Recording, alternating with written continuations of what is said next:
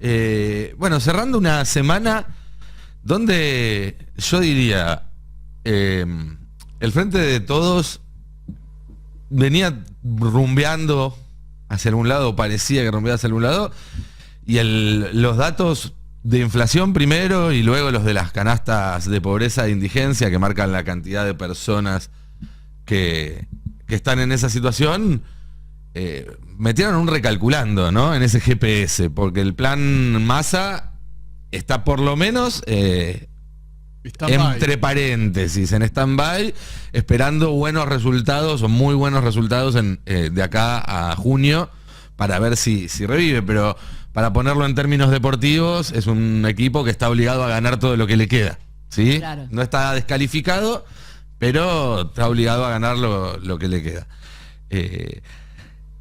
Y el resto de los planes, si bien hay algunos nombres que aparecen, Capitanich parece ser por ahora el que más convencido lo dice, ¿no? Porque Guado parecía que se animaba, pero después se guardó un poquito. No está, digo, los otros que se mencionaban en su momento todavía no hicieron ninguna movida concreta. Pero da la sensación que más allá de quién sea el candidato, lo que está faltando es un para qué y un cómo, ¿no? Que son dos preguntas que hay que responder, sobre todo cuando uno no tiene mucho para mostrar en la vidriera, que es lo que le está pasando al Frente de Todos en este gobierno. Y la pregunta es, porque un candidato se puede definir en una PASO, una fórmula se puede negociar en un despacho, en una reunión, en un tuit. Se puede anunciar. El para qué y el cómo tienen que ser necesariamente, como mínimo, una propuesta compleja, aunque venga de un solo candidato, y en lo ideal algo consensuado, algo que se discuta. Y hoy no pareciera estar habiendo las vías de comunicación para discutir ese para qué y ese cómo. Yo me imagino que después de la semana que viene, porque la semana que viene es la semana del 24 y ese va a ser el gran tema y va a ser el epicentro de todo esto, en algún momento va a tener que empezar a delinearse un para qué y un cómo. Ya sea, insisto, en común, o los que quieran levantar la mano para participar van a tener que empezar a ser más explícitos en eso. Creo que lo que ya no queda, haciendo un paralelismo entre la política y la economía, es crédito. Ya no hay nadie que venga a darte un voto de fe a esta altura del partido. O me convences y me das argumentos convincentes, o busco otra opción, me quedo en mi casa, pongo una feta de salame o algo peor como la boleta de Milei. Más o menos lo mismo. Y uno podría decir, y en cierto punto es cierto, que la única excepción a esta premisa sería Cristina, esta idea de que Cristina es un programa en sí mismo.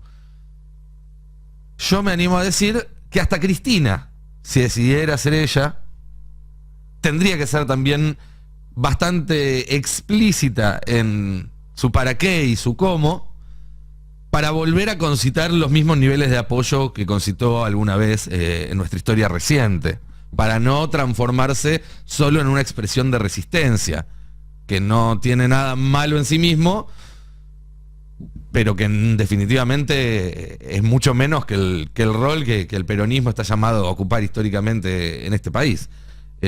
No sé cómo lo ven ustedes.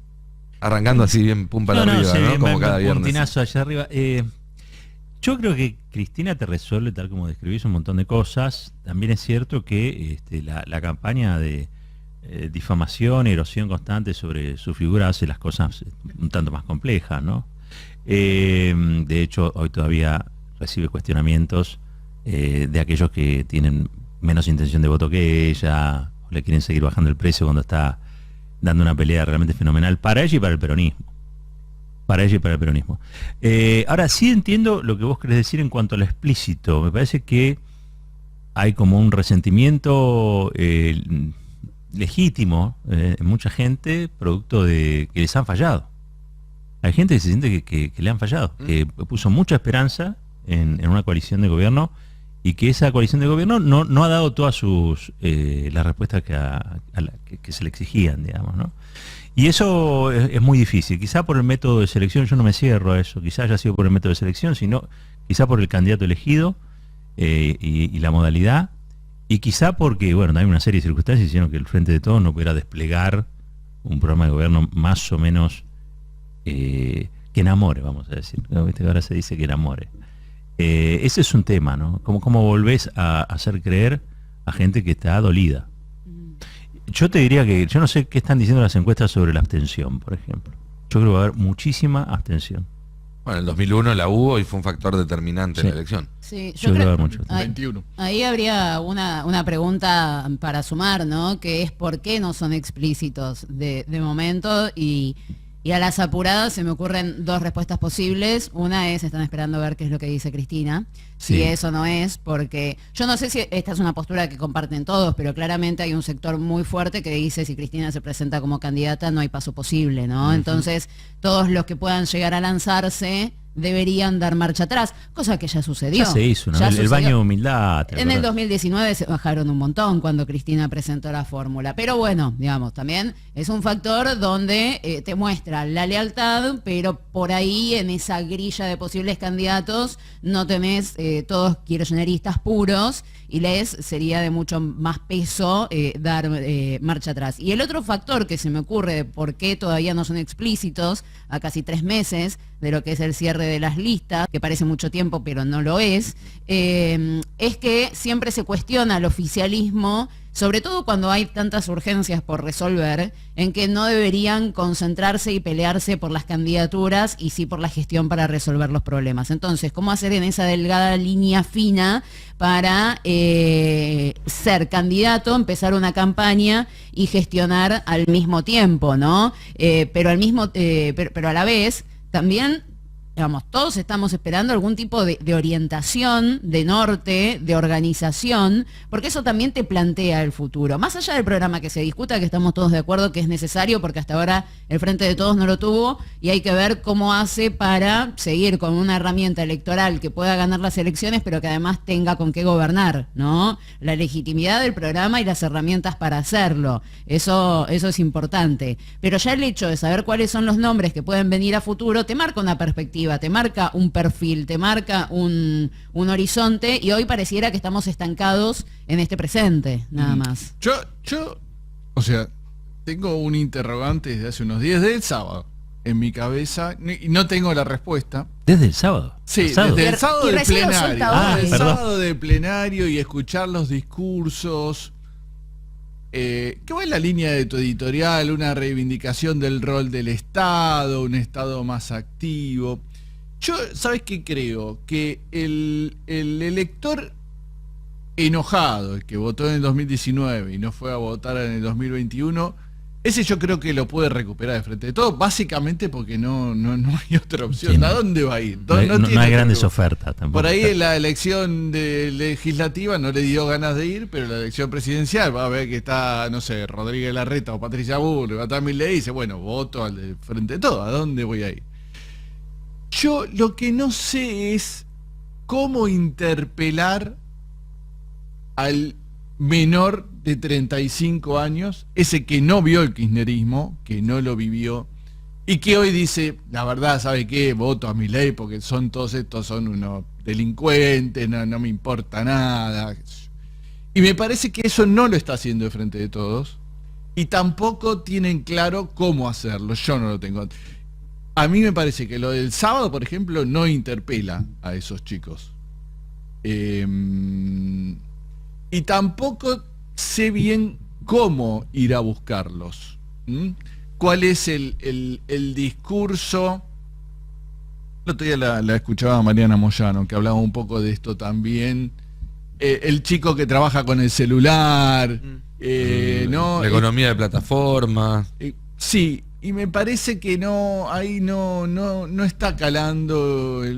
Yo tengo también hijos adolescentes y sus amigos, etcétera, etcétera. Y creo que no está encontrando de Frente de Todos el discurso. Tampoco sé cuál es, pero tiene que ser algo diferente a esto que se está planteando hoy? Fer, Porque, una cosita ahí, porque ese es un tema que muchas veces se le planteó a los consultores, ¿viste? A los que hacen Sí. encuestas. Y la mayoría de los pibes que votan por primera vez o que sea su segundo o tercer voto, definen su voto en la familia. Escuchan a los padres para definir su voto. No tienen opinión política propia, ve lo que dice la madre, el tío, la tía, el hermano mayor, y en función de eso deciden su voto. La política no los atraviesa, no consideran... El voto a Milei, para mí, sigue siendo, y por lo que yo veo en las encuestas, algunos le dan un 30%, otros le dan el 9%, o sea, sigue siendo más una construcción encuestológica, digamos, ¿no? Yo no lo veo tan presente, pero yo te digo, lo que sí vi en el plenario, había jóvenes, había de todas las edades en ese plenario, pero digo, me parece que el voto se decide en el ámbito familiar. Sí, y Cambiemos tampoco sabe. A ver, fue el gran problema del 2021, cómo atraer a los jóvenes. Y ahí puede aparecer el discurso rimbombante de Milei, que es más efectista que otra cosa. Después hay que ver, porque como decía Fer, por ahí una legislativa no te motiva a participar. Y si te motiva a participar de una forma un poco menos comprometida, jugás un poco más. Entonces hay que ver, lo que siempre te dicen es la gente no se suicida, ¿no? No, a fin de cuentas, cuando tenga que elegir realmente dentro de un menú de opciones donde hay alguna realmente espantosa, no va a ir a esas opciones. Pero se intentó muchísimo con TikTok, con Twitch, empezar en redes sociales. Y evidentemente no se trata solamente de eso, ¿no? De cuál es el soporte, sí, la claro, plataforma, la plataforma, en la no, cual vos emitís el mensaje. El tema es qué es lo que tenés para ofrecerle. ¿Cuál es el mensaje? Los pibes en su momento se concentraron muchísimo en la cuestión ambiental, por ejemplo, en la precarización laboral, en cómo hacer para conseguir un primer trabajo que te dé estabilidad y te permita irte a vivir solo y no depender de tus padres. Ese es el punto central, creo yo. Ese es el punto central. La inserción laboral y la posibilidad de acceder a un alquiler o alguna manera de dejar la casa en esa edad que todos queremos dejar la casa de nuestros padres. Pero también, eso es absolutamente cierto, pero también creo que hay algo hasta más grande que está faltando. Porque la verdad es que ninguna ley de alquileres, ninguna ley laboral tiene épica. ¿Sí? Nadie va a tomar el cielo por asalto para cambiar la ley de alquileres. Y estos jóvenes, que justamente son los jóvenes que, si hablamos de alguien, pongamos de 20 años, para no agarrar a la primera generación que va a votar ahora por primera vez, sino a alguien que ya viene votando y demás. Tenía 13 cuando Cristina dejó el gobierno. Tenía 9 después del 2011, que fue el pico, digamos, si se quiere, del kirchnerismo en un montón de aspectos. Es decir, no vivió un país, por ejemplo, en el cual no hubiera algún tipo de restricción macroeconómica, ¿sí? O cepo durante el segundo gobierno de Cristina y todo este periodo, o lo que fue la desastrosa gestión de ese asunto por el macrismo, en el cual no había ningún cepo, pero tampoco llegaba, porque se te iba todos los meses el dólar 20 pesos más, 50, 100. Y no vieron en ningún momento de sus vidas un país con una idea de futuro, no vieron en ningún momento de sus vidas un país que crezca, no vieron en ningún momento de sus vidas un país que les ofreciera algo distinto a lo que fue esa cotidianidad, que fue una cotidianidad jodida, porque realmente venimos de una década perdida, ¿sí? Con altos y con bajos. No fue lo mismo el 2003 al 2015 que el 2015 al 2019, pero para esos pibes es muy difícil pedirles que hagan, que tengan ese nivel de detalle en el análisis. Entonces ahí creo que también lo que falta es darles una razón por la cual entusiasmarse. Es un paralelismo quizás un poco obvio, pero en diciembre, después de ganar la Copa del Mundo, salimos 5 millones de personas en paz a festejar, y fue una tarde en la cual la grieta no existió. nadie le preguntaba al de al lado antes de abrazarlo para cantar, muchachos, si había votado kirchnerista. ¿No? Y la misma persona después al día siguiente en el laburo tiene que hacer una entrevista de trabajo y quizás lo primero que le pregunta al que recibe es cómo va a votar y decide si darle trabajo o no por eso. Bueno, tenemos que apuntar un poco más a lo otro. No porque no haya una diferencia clave entre los dos proyectos de país que hay en juego, sino porque no podemos ponerles la carga de esa diferencia sobre la espalda a la gente. Ese es un problema de los políticos que tienen que resolver. Sí. Políticos y en todo caso pedir a la sociedad que acompañe porque tienen algo para ofrecerles. No por la nostalgia de tiempos mejores vividos, porque tienen algo para mostrarles, para proponerles, para enseñarles en el futuro que puede hacer mejor. Hoy en día la expresión de hacer grande un país está quemada porque la agarró y la usó Trump, ¿sí? Make America Great Again. Pero la marcha peronista habla de hacer una Argentina grande, ¿sí? De una Argentina que pueda mirar de igual a igual a todos los países del mundo y no en inferioridad de condiciones por ser un deudor que no sabe cómo hacer para resolver sus deudas. Cualquiera que haya tenido alguna vez una deuda que se le escapó un poco de las manos, sabe que te da vergüenza, que te quite la autoestima. Bueno, a la Argentina como país le pasa lo mismo. Cristina en sus mejores años de gobierno hablaba mucho de la autoestima de los argentinos y creo que pasa un poco por ahí. Pero no por volver a hablar de la autoestima de los argentinos, sino por pensar cómo hacer para devolverle un poco esa autoestima a la sociedad. Ningún pueblo deprimido puede hacer grandes tareas. Y las tareas que tenemos por delante son grandes sin ninguna duda. Lo dijo Jauretche. Así es. Sí, una cosa, porque me parece que la otra vez Cristina habló de la fragmentación política, sí, ¿no? Como uno de los riesgos de las democracias hoy. Y esa fragmentación tiene que ver con, obviamente, la atomización al interior de la sociedad, muchas veces dispuesta o promovida, si se quiere, por la ruptura de los tejidos, digamos, ¿no? De que uno no se vea como el otro, que el otro pase a ser un enemigo, el adversario, que sea. Y también cada uno lucha por su agenda. Por lo tanto, por su interés particular frente al interés común. Hay un tema con la definición. Vos hablabas al principio de los programas. No los programas aquí en el Destape, sino los programas. Geniales. Que son geniales. Los programas, el programa político. Y es un tema, porque un programa político te exige definiciones en un mundo convulso y cambiante. Entonces vos decís, yo quiero hacer tal cosa y de golpe te tiraron la brújula al inodoro y no podés hacer esas cosas porque te cambió todo por delante. El Frente de Todos atraviesa una situación muy delicada. Si tuviese mayores definiciones, el Frente de Todos quizás no estaría unido. Ya bastante roto está, ¿no? Pero digo, no estaría unido.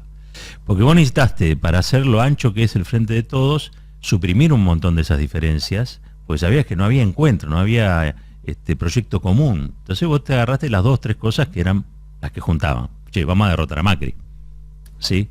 Lo hacemos con Clarín y sí, dale, subilo a lo hacemos y vamos a intentar que sea con todos, ¿no? Por eso el Frente de Todos. Si vos entrás a un programa con definiciones, probablemente el Frente de Todos entraría en ese proceso de fragmentación también. Porque vos necesitas para ser ancho, necesitas ser menos profundo. Y si sos profundo en las definiciones, te vuelves más angosto. Es un problema de la política. Yo creo por eso la mayoría de las veces Cristina y Néstor no prometieron nada. Nunca prometieron nada. Lo que sí vos sabés, si yo te digo Néstor Kirchner, después de verlo jugar un par de años como presidente, sabías para dónde iba a correr, y si yo te digo Cristina, vos sabés para dónde puede correr. Ante una circunstancia, sabés a dónde puede correr. Pero me parece que después, quizá para la política hoy sea muy difícil, y sobre todo para esto, para un Frente de Todos que ni siquiera pudo constituir mayoría en ambas cámaras. Bueno, en el Senado ahora está también fragmentado. Es muy difícil. No para la audiencia del Destape, que sigue trabajando fuerte para armar el programa de gobierno, pero está difícil, muy difícil. Sí, yo creo que ahí había algo también que decía Nico que es interesante, ¿no? No caer, porque el primer recuerdo que se me viene es el de Macri enojado cuando perdió las PASO en 2019 y se enojó con la gente, ¿no? Que no saben votar, etcétera. No caer del lado del Frente de Todos, no lo digo en su conjunto, sí, de un sector, en el enojo con la gente porque no valoriza lo suficiente lo que se hizo en pandemia, las ayudas a las empresas para que puedan seguir abiertas y mantener a sus trabajadores, el crecimiento de la economía, por supuesto, el intento de reordenar la macro, etcétera, etcétera, etcétera, y que pese a eso hoy siguen descontentos. ¿Por qué? Porque no les alcanza la plata para llegar a fin de mes. Entonces, ahí el problema no es el electorado, no es que la dirigencia se tiene que enojar con el electorado porque el electorado no está viendo todo el esfuerzo que se hizo, ¿sí? La dirigencia le tiene que proponer algo al electorado para que el electorado diga a futuro, ok, esto va a ir para acá o para allá. No hay que enojarse, hay que proponerle, ¿sí? Y esa es una trampa en la que no hay que caer. Y además también te sumo, porque acá estamos discutiendo la cuestión presidencial, ¿no? Ahora que la verdad es que no sabemos para dónde va a ir. Y tampoco quiero generalizar, pero con el tema de la selección de candidatos, guarda, porque también yo estaba hablando con dirigentes de alguna provincia, hay mucha molestia por cómo se definen también las candidaturas en el interior, por el porteñocentrismo, ¿sí? Cómo a dedo desde acá, y tal vez por descarte, hay muchos candidatos que terminan presentándose en algunas provincias del interior del país porque no alcanzaron las negociaciones en la provincia de Buenos Aires y había que devolver el favor en algún lugar de la República Argentina y entonces tiran lo que sobra en el resto de las provincias. También hay que ver cómo se respeta ese federalismo y ese conocimiento, porque si no va a traer, yo no digo que eso genere rupturas, porque hay mucha lealtad dentro del Frente de Todos, del peronismo y del kirchnerismo en particular. Pero también es un factor a tener en cuenta. Creo que Jalil acá dijo la otra vez que era como una interna del AMBA, ¿no? La Sí. de las candidaturas presidenciales. Y es que hay un poco de eso también. Hay un poco de eso. Pero bueno, nada, se trata en todo caso de poner sobre la mesa estos debates, ¿sí? El tema de la fragmentación política es un tema serio. Para redondear, el otro día hablaba con un dirigente peronista justamente sobre esto y le decía, ¿de qué crees que habla Cristina cuando habla de fragmentación política? Y me dice, imagínate lo siguiente, Milei entra en el balotaje y termina ganando, pero saca en la primera vuelta 27, 28 puntos, gana 2 o 3 provincias del interior, no le va tan bien en Buenos Aires, le va bien en Capital, va a tener 15 diputados y 2 senadores. Y va a entrar con su motosierra a recortar obra pública, esto y lo otro. Eso va a generar, obviamente, algún tipo de quilombo social. ¿Y qué pasa si en los primeros 6 meses del gobierno de Milei termina habiendo un juicio político contra Milei? Milei vuela. ¿Sí? Milei no va a tener los números para enfrentarse. Si hay una represión, hay muertos, digo. Y ahí se puede entrar en un loop como el de Perú, que lo mencionó explícitamente Cristina el otro día, ¿no?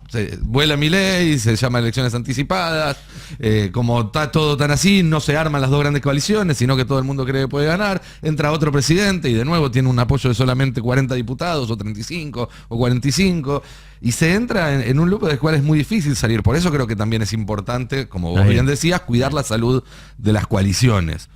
Sobre todo de la nuestra, después de la otra que se hagan cargo quienes correspondan.